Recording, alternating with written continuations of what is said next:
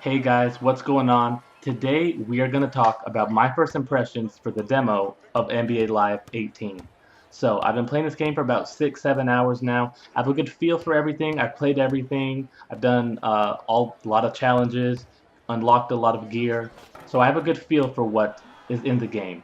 Let's start with the graphics. Overall, very solid. The graphics are very solid. The lighting is good. The immersion is good. You see the shoes that look very detailed. The clothes look very detailed. All the customization that you can do with your player, it's all very detailed. It makes you feel like you're really a part of the game. Like you really want to take the time to make sure your player is stacked with the best clothes and the best gear, the best shoes, and you really feel immersed in the game. It's very different from NBA Lives of the past, where you felt like everything was very plasticky. This feels very real. This feels like you're actually a part of something, bigger than just a normal game. So that's all very good. Now, with all the pros, there is some cons. The pros is that it is close to NBA on a lot of levels. The arena looks good. Venice Beach looks good. Rucker Park looks good. It is on par with NBA 2K in those areas, but let's talk about one of the cons. It's a very big con, the players. The players themselves, they look very sketchy. When you see them in the game, the body types are kind of lanky, like a slender man. Kevin Durant looks kind of off. I mean, they're not terribly off, but they are kind of off. LeBron James looks really skinny. Even the cover athlete, James Harden, you see that his beard looks kind of like a toy, like it's kind of shiny.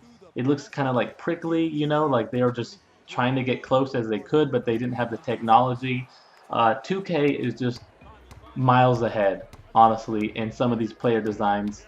Even going back to maybe 2K16, they're just way ahead. But that's to be expected because NBA Live has taken a break. They're trying to take this seriously. I don't think they're trying to compete with 2K as far as make more money and like be better than 2K. I think that's something that they're trying to do for the future. So maybe 1, 2 years down the line, so that they can kind of take a huge share of what 2K is doing. I think right now they're just trying to get up to equal standards with 2K. Okay, now let's talk about some of the gameplay. So overall, everything was really good. I thought that after a couple hours of playing the game, you really learn the physics of the game and things really start making sense. This isn't a game like NBA Live in the past to where you just wanted to pull your hair out because you didn't understand what was going on. At least that's how I felt. A lot of times I didn't understand what was going on in past NBA Live games in the recent history. This game really made a lot of sense. This game, you really feel like when you get into a bump animation, you know what's going to happen. When you shoot the ball, you generally know if you're taking a good shot or if you're taking a bad shot. Now let's talk about the shot meter. The shot meter is very rewarding in this game. I felt like when I was taking an open shot, it was a lot easier to get a green release, and when I was taking a contested shot, you knew you were taking a contested shot. The bar was easier to get a green when you're wide open, and when you're contested, it's yellow. The whole bar is basically yellow. I don't remember getting a contested shot and it was a green release.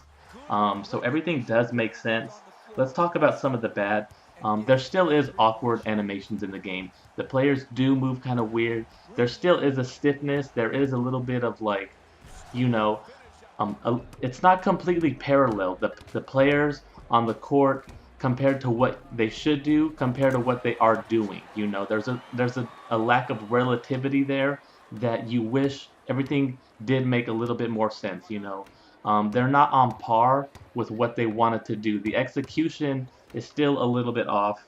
I see future problems with the game as people start playing the game, they're gonna find out how to get a cheesy animation. They're gonna find out that, I feel like the low post is kind of overpowered. They're gonna find things out like that. So going forward with the game, everything seems kind of balanced right now. Everyone's learning how to play, but I see future problems with the game, with the stiffness, with some of this, with some of that. I do see future problems arising, but the gameplay overall is very solid. It is very rewarding, and I do think that it's worth your time.